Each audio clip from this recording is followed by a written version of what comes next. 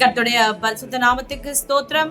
பிரியமானவர்களே, இந்த 243ஆம் நாளுக்கான விசுவாச அறிக்கை, அது எரேமியாவின் புத்தகம் 15ஆம் அதிகாரம் 20ஆம் வசனம். உன்னை இந்த ஜனத்துக்கு எதிரே அரணான வெண்கல அலங்கமாக்குவேன்.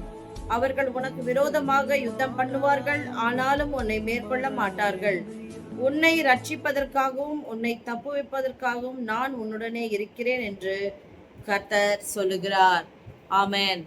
பிரியமானவர்களே, எப்பவுமே நான் சொல்றது போல வாக்கு தத்தங்களோ ஆண்டவர் நமக்கு பேசுற வார்த்தைகள்லாம் நம்ம வாசிக்கும் பொழுது, கர்த்தர் ஒரு வசனத்தை கொடுக்கும் பொழுது நம்ம என்ன செய்யணும்னா, அதுக்கு முன்னால இருக்க வசனம், அடுத்த வசனம், இதெல்லாம் வாசிக்கும் பொழுதுதான் இந்த வசனத்துக்குரிய தெளிவான விளக்கத்தை, அதுக்கான வழிமுறைகளை நம்ம புரிந்து கொள்ள முடியும். அப்படியாக இன்றைக்கு அந்த 19ஆம் வசனம் பாருங்களேன். நீ திரும்பினால் நான் உன்னை திரும்ப சீர்படுத்துவேன், என் முகத்துக்கு முன்பாக நிலைத்தும் இருப்பாய். ஹல்லேலூயா.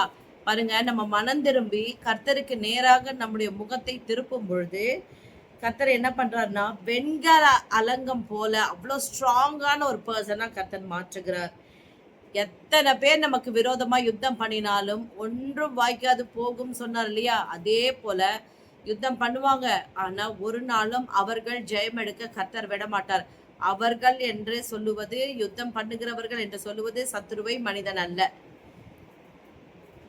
உன்னை ரட்சிப்பதற்காகவும் உன்னை தப்புவிப்பதற்காகவும் நான் உன்னுடனே இருக்கிறேன். அவர் தான் சொல்லியிருக்கார் இல்லையா? நான் உன்னை விட்டு விலகுவதும் இல்லை, உன்னை கைவிடுவதும் இல்லை என்று அவர் சொன்னதை செய்கிறவர்.